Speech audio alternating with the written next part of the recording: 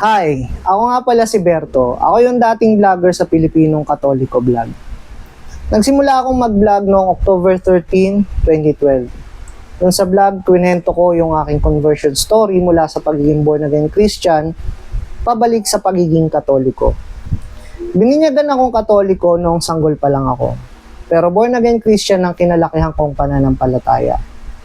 Nung bata pa ako, isinasama ako ng tatay ko tuwing linggo sa church service.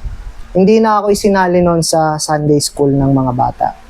Doon ako sa mismong service nagpe-praise and worship at nakikinig sa preaching ng pastor. Tinanggap ko si Jesus bilang Lord and Savior when I was 12 years old. And then, nag-serve ako bilang gitarista sa worship team ng aming church. Naging active rin ako noon sa theater and dance ministry. Nung second year ako sa college, sa Sintang Paaralan, due to some personal reasons, nag-shift ako ng course from industrial engineering to philosophy. Doon ko nakilala yung misis ko. Noon pa lang, active na siya sa charismatic community sa parokya nila.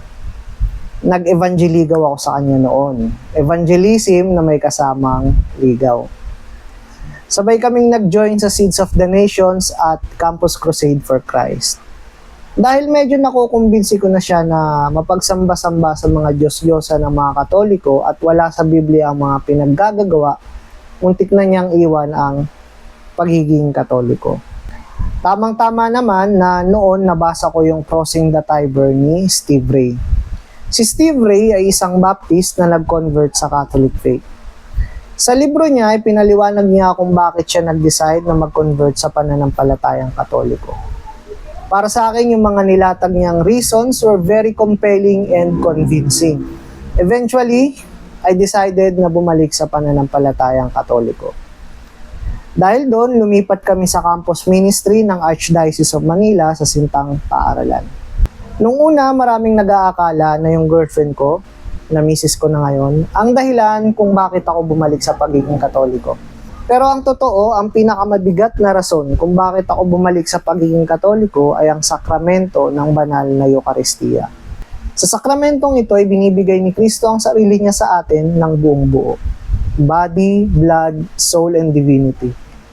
Sa anyo ng tinapay at alak. And that is a personal relationship.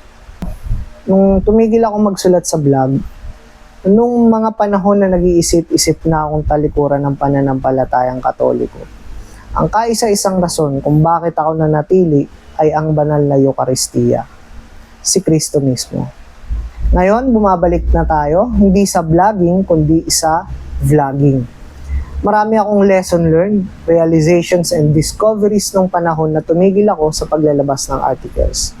And I think some of them will be helpful to others kung isi-share ko.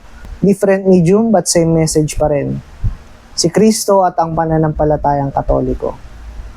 So paano? Hanggang dito na lang muna. Paki-share tong video at paki-follow itong page ko. Kita-kits sa mga susunod na video.